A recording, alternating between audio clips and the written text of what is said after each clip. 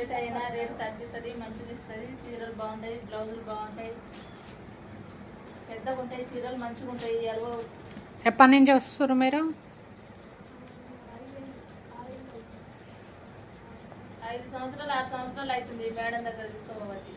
రేట్లు ఎట్లుంటాయి? రేట్లు అంటే ఇక మంచిగా ఉంటాయి, చీరలు కూడా బాగుంటాయి, చీరలు బట్టి రేటు.